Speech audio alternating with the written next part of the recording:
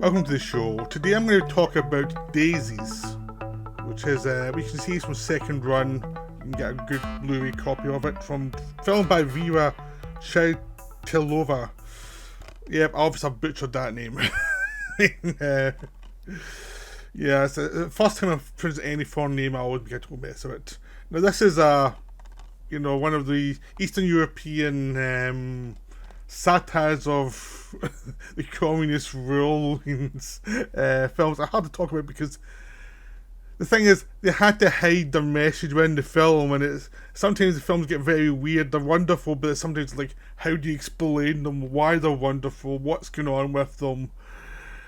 And I think the best you can do is just be like an advertisement for the film, like, go see this film. This film is wonderful. I mean, unless you're someone who thinks it's overrated, and no one would ever make a video about that, thinking and saying this film's overrated. I mean, I would not go to a recent podcast that I was involved with, and Ronan Nazarin talking about overrated films. I would not go there and see who thought this film was overrated. I mean, that would be unkind. But yes, this is a film that's not for everyone.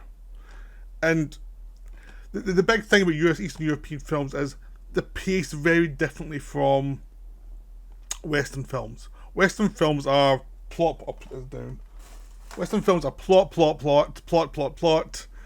some character stuff. They basically have the foundation of what you view as reality is reality. What you view as an emotional reality is an emotional reality. What you view as common sense response to any situation probably is the best response.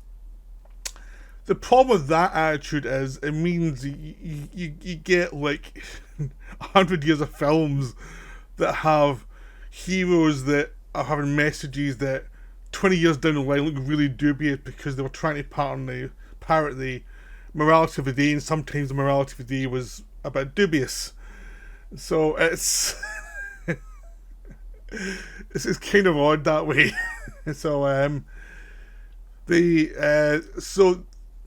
the people who love that kind of film do not like the postmodern approach, which basically says some of this is nonsense, some of this is just prescribed nonsense. It's like you try to make yourself feel better by saying reality is reality, reality is all there is.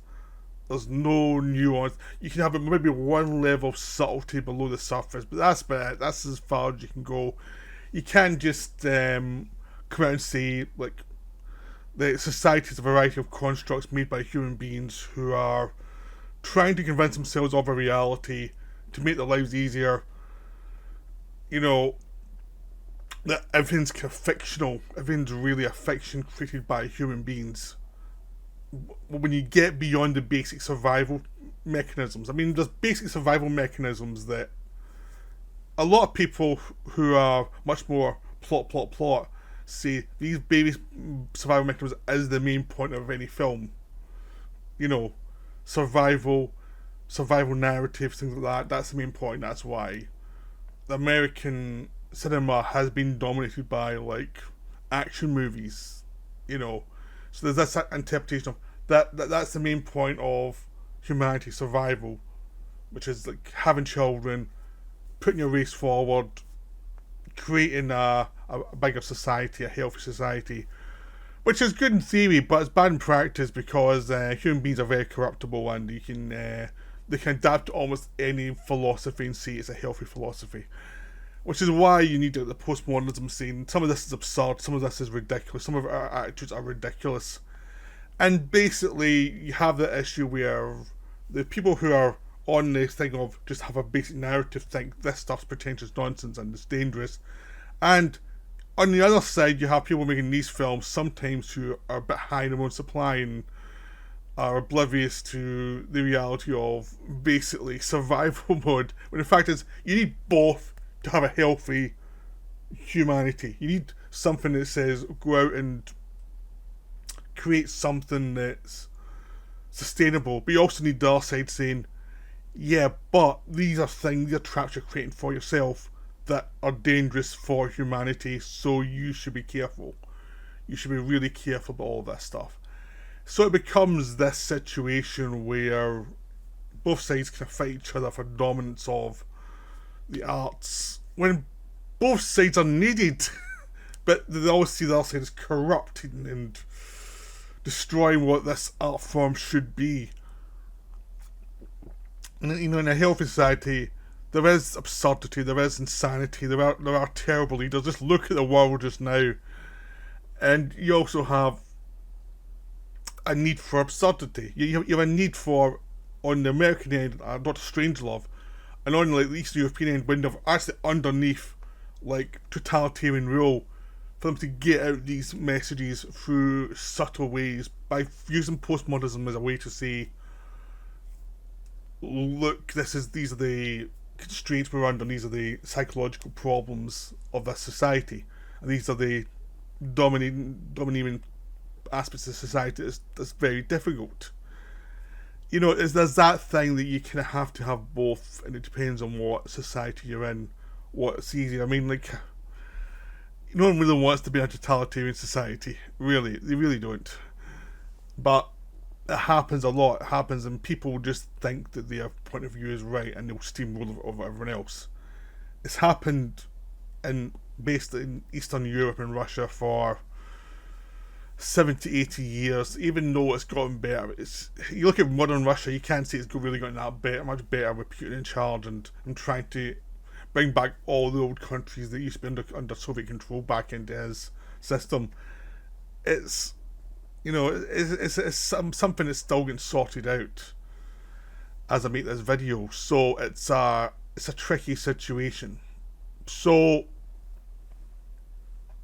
this film is about the craziness of the society that is under the rule of a totalitarian society that says it's for the people because it's a communist society, but it doesn't want anyone to interrupt its ideals, which happens with any society who think they know what they're doing. Left wing or right wing, they always think the same, that I know best, I'm the greatest person to understand how this society needs to function.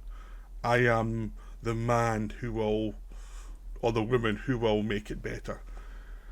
And all these pesky artists can bugger off and get shot against the wall.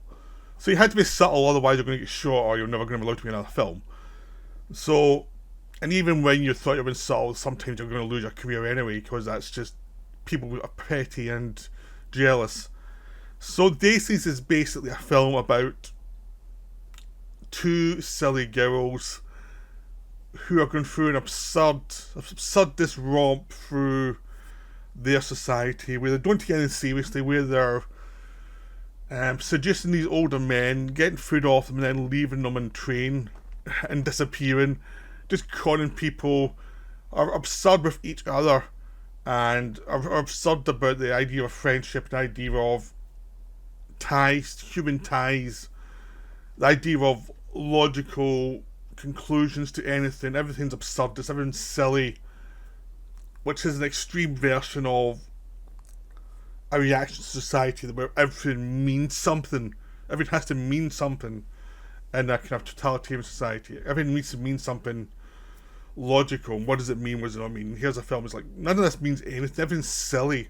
Everything's ridiculous. Everything's self-indulgent. Everything basically, it's a damn society by saying, okay, this thing's meant for a rebellion against this society, but it's just showing you the worst excesses of this society where nothing means anything. Everything's ridiculous. Human communication is not really a thing. Ultimately, it's something that's taken for granted and is taken to absurdities. So even the people who are, you can say, are doing the punk thing and tearing down their own society are an example of that society, because they are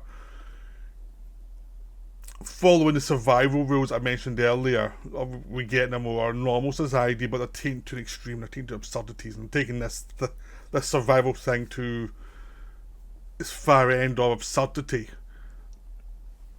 So it's creating this like piss take of a society that isn't a communist regime, a communist regime, but because people are people, even in under this regime, people are still pretentious. People still have are still trying to be higher in society than others just to make themselves feel better. Everyone's got the same absurdity we all live with.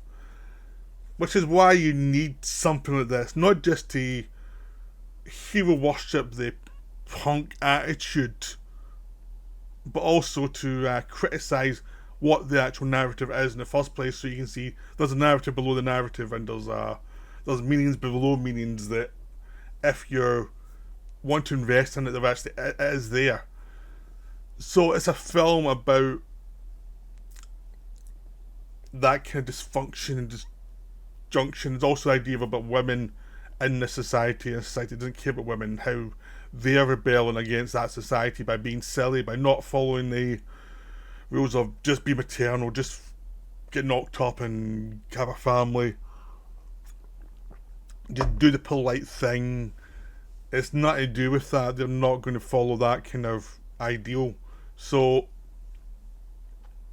the film does have the attitude of, let's mess with everything, really. Just mess with everything. Let's use the absurdist language, but use it for silly means to show you the indulgence of these people.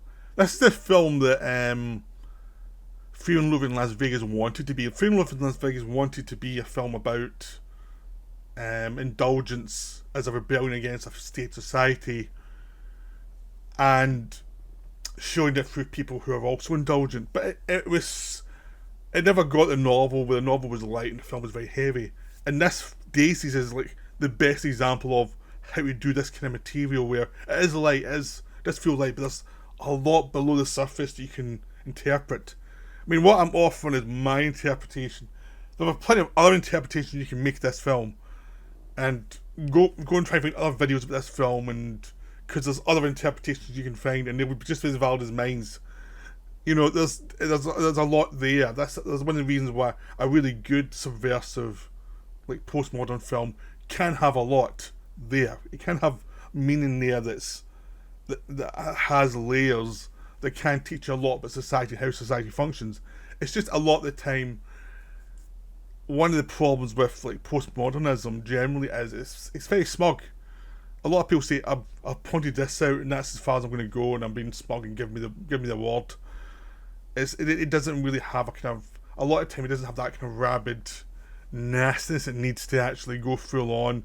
It's like people are saying, give me an award for going to the most basic level, and that's it. That's all I'm going to do. That's kind of my frustration with kind of postmodernism generally, is it's like they never really go far enough for me. They just tend to kind of go to the most basic level, and it's like, that's it. That's all you're doing. Is like, you know, you look at modern art, some of it is really absurd because it doesn't really dig in and really push forward in ways that aren't kind of obvious and a bit banal.